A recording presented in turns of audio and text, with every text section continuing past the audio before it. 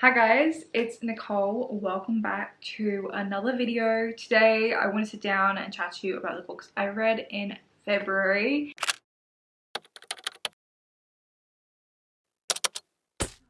February was a great month for me, so I am so excited because I actually have like a fair few books to talk about. The first book I want to chat about is Finlay Donovan Jumps the Gun.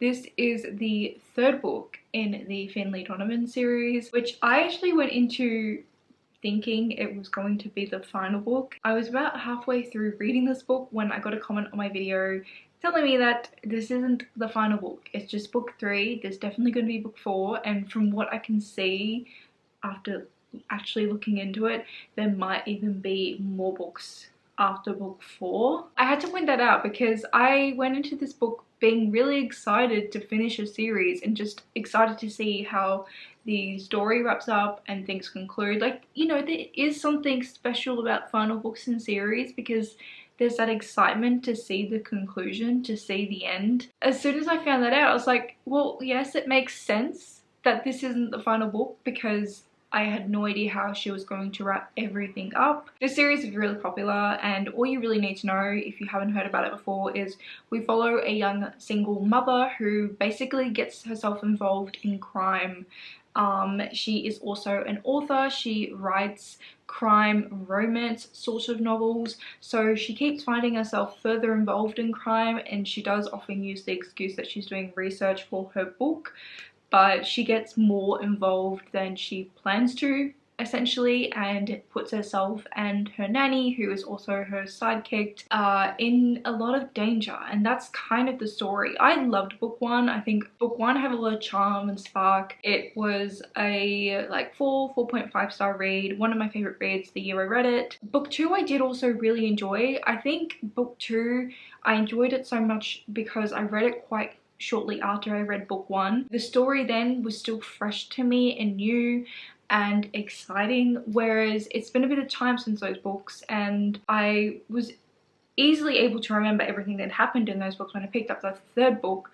But I think at this point in the story, things just felt redundant. That is my main critique. We're just going over the same problems, we're going in circles, just in new situations, and I was kind of bored because we've done all this before. I think the other thing I would say is there's no real stakes and there's no setbacks, which I sort of wish there was. I understand this is a cozy mystery, so I think maybe setbacks and having stakes is just not part of this particular genre. But the fact that this is only the third book and we're going to continue on, I just feel like there needs to be a little bit more. Maybe not stakes, but maybe things need to not just happen so easily. Like, the crimes and the solving of the crimes was literally just handed to our characters. It just didn't feel like there was any real effort going on their part, and there was nothing really difficult. I think with this story in particular, the only thing that really progressed was the romance, or the romances. There was nothing really else I think that progressed for a series. And I did find some parts of this story cringy. I will say it's still a very addictive story. I finished this in a matter of days, which I really enjoyed. So it definitely was very readable. But I'm just disappointed. Maybe my expectations were too high. Maybe I'm over it. I do not know. I will probably still read the 4th book because I think that's going to be not the end of the series, but the end of the saga in regards to the mystery that they've been following since book 1. Still going to read book 4, and then we'll be the judge of what happens next. The next book I want to chat about is House of Hunger by Alexander Henderson. This is a gothic sort of horror book, which I don't think is a genre I'm too familiar with. In it, we follow our young character, Marion, who has lived a very harsh life. She comes from poverty, she works as a maid, she lives with her only brother. Her brother is leeching off her a bit, he doesn't work, he struggles with like addiction, and she works every day as this maid and just lives a very hard and tiresome life. And she comes across in the newspaper this offer for maidens, for blood maidens. Blood maidens serve the upper class, so like countesses, and the offer in the newspaper that Marianne comes across is to serve a countess, and she ends up taking this offer. She ends up fleeing and taking this offer because it's going to offer her a better life. So we get to the house. The countess that she serves is the countess of the House of Hunger, so that's where this setting takes place, and there are all these different blood maidens already there. What I really enjoyed about this book was I went into it thinking that it was a vampire story, but you never really know. It's not clarified, at least from the way I interpreted the story. So you could read this as like straight up horror, or you could read this as a paranormal sort of horror, which I really loved how fluid that was and how you could interpret it. I thought it was very clever within the writing and the storytelling, because I never knew if it was going to go further into the paranormal elements, and it just kept me on the edge a bit, just kept me very intrigued, which I really enjoyed. The story essentially just follows Marianne once she enters this House of Hunger and her life there with the other blood maids, and things aren't quite what they seem at first. The other thing I really enjoyed about the story was the normalized queerness. So it's just like all these sapphic women living in this house serving this countess, and that's like the story, which I loved that setting, and I loved the writing and the atmosphere it painted along with the setting. However, I will say I think this is where my preference as a fantasy reader generally comes in. I think there are a couple of things that I wanted more of, that is because I'm a fantasy reader generally and I usually get more of. For example, the world building. We're told from the beginning that there are all these different houses. So there's a House of Hunger, and then there's all these different ones, and we're listed them, and a lot of them have fallen and there's not many left anymore.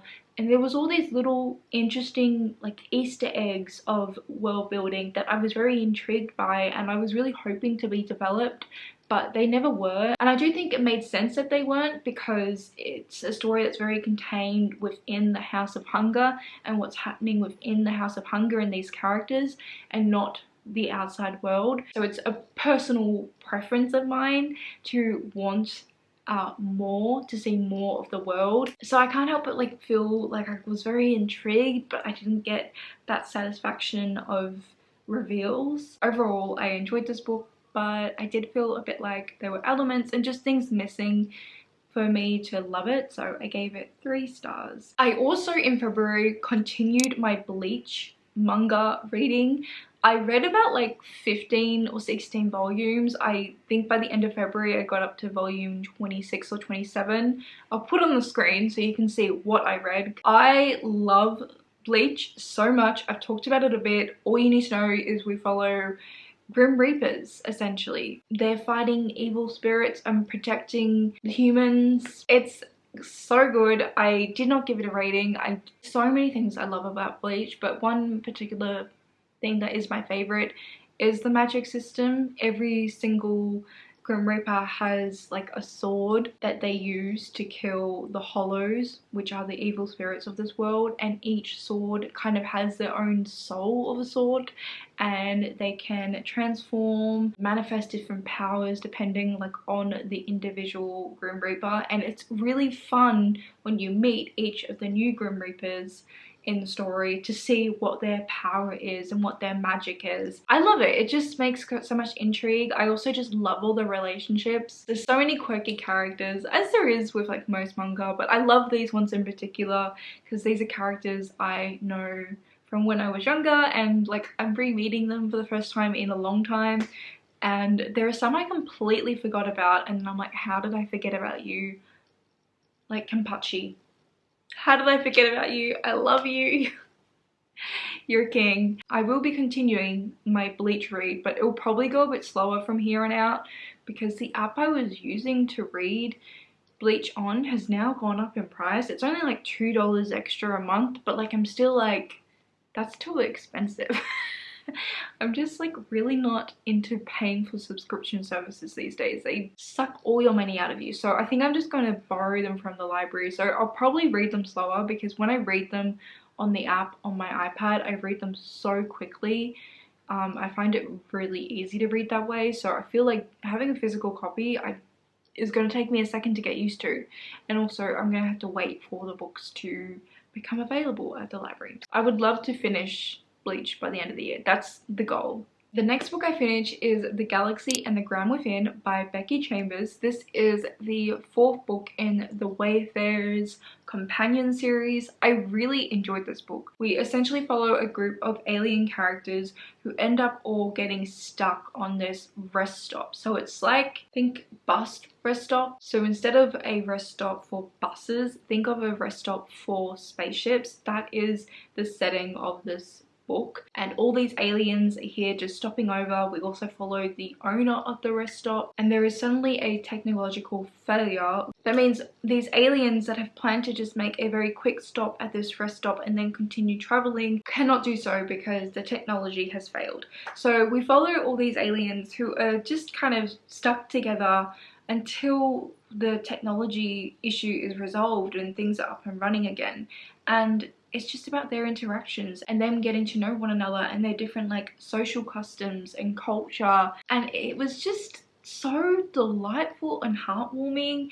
There's really no plot or much going on. It's just about these like alien species interacting and us as readers getting to know these fictional alien species, and I loved it so much. I think what was also really delightful about this book is the previous book in this companion series. In that previous book, it was very much focused on the humans. The books have been a mix of humans and aliens, but the last book was very much focused on humans, and then here we just follow aliens. We had no human characters. So I really liked how Becky Chambers did that, like had one book focused on humans, one book focused on aliens.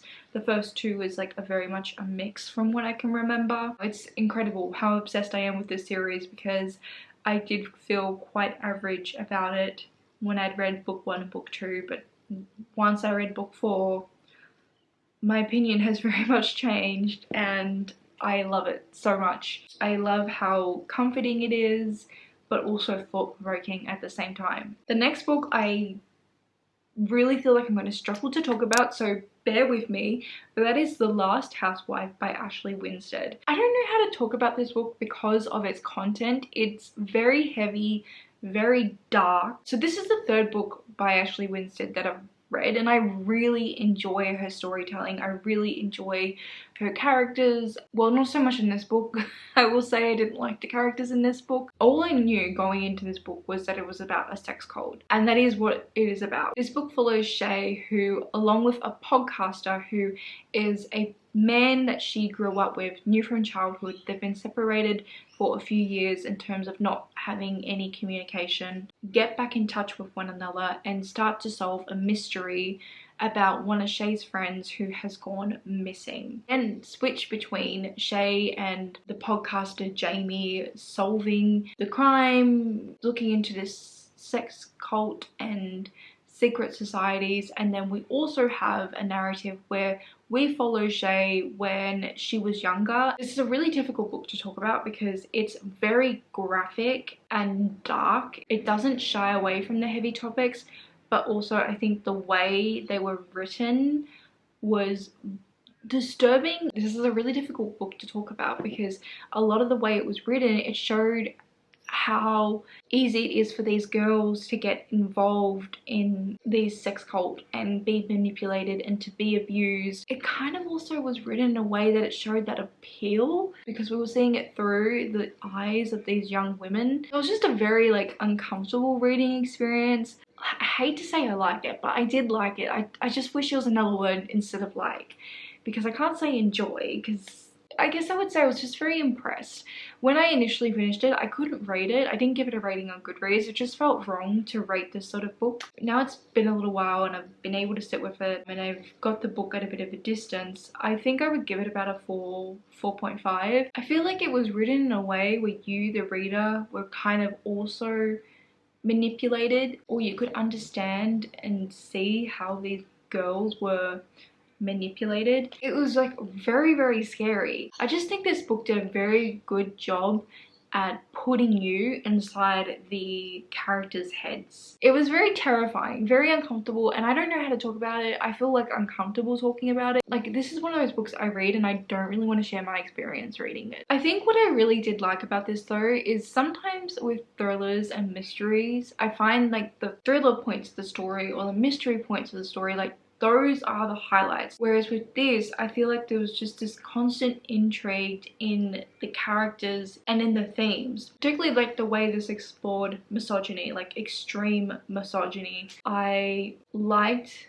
how bold and the way Ashley Winstead was not shy about what her book was saying, what her characters was doing, and what was happening. It said a lot, and I think something I also really appreciate about this book is the whole thing was like shocking, but it never felt to me like this author was writing this for shock value. Like, she definitely had a clear intent. That's all I'm going to say on that, because I keep just spitting words out and having a bit of a word salad vomit. This is also a book I'll never want to read again. Like, there's a part of me that's like, maybe I need to read it again to give a more critical review, but no, I don't think I could ever read this book again.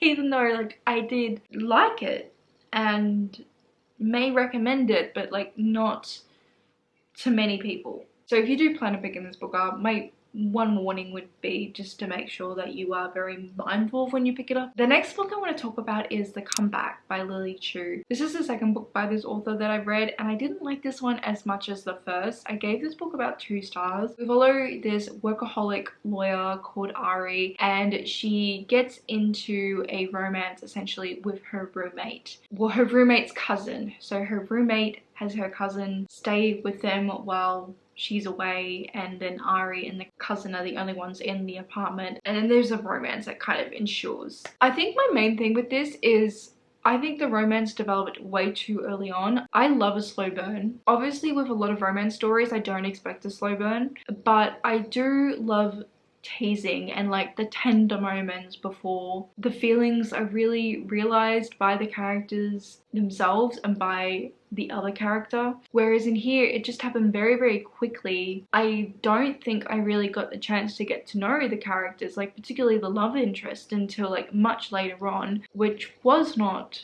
great because I like to get to know them. I like to get to know them to get that investment. And then I also just found this quite cringy, whereas I didn't really find her other book cringy. Also, this book had like 2 third-act breakups, so it just felt very long, to be honest. I think the way the relationship sort of plot points, like them getting together, them breaking up, or having some sort of relationship development, was very misplaced within the story, and it messed up the whole pace, honestly. I think that was my main thing. I will give this author another chance, I think, because I did really enjoy the stand-in, and I think what was really lovely about the stand-in was there was a lot of sweet moments between the female characters. I do think sometimes I struggle to have an attachment to characters' relationships when I don't see them meet. I love seeing characters meet and them growing from that meeting. Sometimes when they've known each other for a long time and their relationship happened prior to the book starting, I feel like so much of their relationship is off page or just not explored on page because it's meant to be self-explanatory, but it's not. I want to be given scenes and I want to see their relationship and what it was, what it has been, and how it's changing, because otherwise I do lack that investment in their relationship. And that's what happened here with Ari and her roommate Hannah. I will say I did like the little moments we got with Ari and her older sister, but yeah, just the romance, which was like the main point of this book, I wasn't a fan of, and I didn't really like the love interest that much. I also read another 2 volumes of Jujutsu Kaisen, so I'm now up to volume 4. I read the first volume like back in September, and yeah, it took me a while, but I finally got to volume 2 and volume 3, and I'm still liking this. I will say I haven't quite warmed up to the story. Sometimes it can take me a little while to get into manga or anime, but there is a lot I'm intrigued about, so I will be continuing for sure. Story basically about curses. So we follow a regular young high school boy who eats like this dead finger of this magician sort of dude who was very powerful, and now there's like a possession in his body. So now he's got to go to this school for sorcerers of sorts, like Jujutsu Kaisen sorcerers. I'm doing a terrible job at explaining this. I'm still getting used to the world building, but there's a lot I'm intrigued about. I'm very interested to know more about the demon character and also the mentor teacher figure. They're the most intriguing characters to me so far. I then also completed my reread of Jade City by Fonda, which is the first book in the Greenbone saga. It's been like over 2 years since I first read this book, and oh my god, I forgot like so much. It almost felt like I was reading it for the first time. I could remember like things that happened, like I knew what happened, but I didn't remember how they happened or how they came about. In the story, we follow members of the Call family, and they are this family who are able to wear jade and use the magical properties of jade that allows them to have abilities such as extra strength, extra speed. It heightens their senses so they can sense emotions of those around them. Essentially, their family runs part of the area where they live. However, there are other clans who also have the ability to wear and wield jade, and there is conflict amongst those clans and the Calls. The more jade one clan has, the more powerful they are, so there's conflicts over the jade, there's conflicts over the territories, there's conflicts over the rulership, who's gonna rule, because, you know, they don't want to share. I love all the family members. I loved getting to know them again with like fresh eyes. Old mate Hilo, oh my god, the most stressful character. Like, he is just a ticking time bomb because he's so easily triggered. Don't make him mad, you don't know what he's gonna do. It's kind of scary, but I loved it. I love how all the characters kind of complemented each other, because in almost opposite to Hilo, you have Shay, who's more like collected and thoughtful with what she does, and, you know, very good at moving and politically and making strategies. I think what I loved most about this book is the politics. I love how everything comes back to the politics and ties into it, whether that's the family and the hierarchy within the family, and how they need to follow a certain family member because they're a higher hierarchy and their loyalty, but then also the way the magic and the jade being distributed and used by the enemy or potentially stolen, or the way that they've got to try and get more jade in order to get more powerful, and how that all ties into the politics. Obsessed. My favorite thing, because then there was just so many elements and so many things going on. It was brilliant. So 5 stars, absolutely adored this.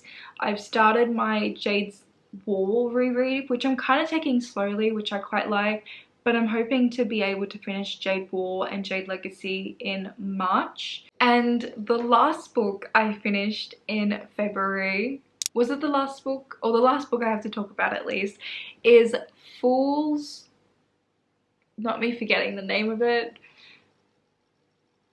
Fool's Assassin? I'm 99.9% sure it's called Fool's Assassin. Oh my god, how terrible am I? It's because I don't have the physical copy that I just forget the title, because I don't see it, you know? I've been reading on my ebook, so I think it's, hang on. I need to check this. I need to redeem myself. It's called Fool's Quest. I was wrong. Anyway, I read that. All the titles are very similar in Realm of the Elderlings, but this final trilogy, for God's sakes, I can't remember the titles of the books, particularly this one. I feel like every time I say this one, I say the right one, and I think I've remembered it, but I remember the wrong title, and then I keep saying a different title, and oh my god, it's a disaster. I'm a disaster. It's called Fool's Quest. Blanked again. Anyway, I finally finished it, and I will say I have almost finished the next book. I won't talk about Assassin's Fate. See, I remember that one. I remember the last book in the series. I won't talk about that, but I've almost finished it, so I will be definitely talking about it in my March wrap up, but I am finally at the end of the Realm of the Elderling series. It's been like 2 years in the making. I mean, I really didn't read Robin Hobb last year, so do we count that? I don't know. But yes, I'm almost at the end. Oh my god. And Fool's Quest, I think I got it right that time. Oh my god. I loved it. I loved it so, so much.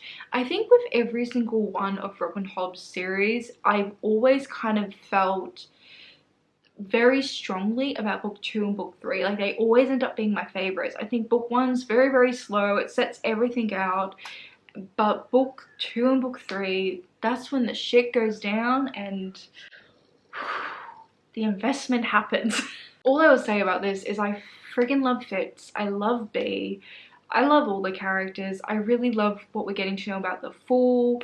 I love how there's still new revelations this late into the series about the magic system. I love how Robin Hobb is expanding that and expanding her world. I love the politics in this, and how these characters are so loyal and how they're like family, you know, they're pulled into the politics because of their family, because of this monarchy, and how loyal like Fitz is. I love it. It is kind of terrifying too, a lot of this book, in terms of what's happening.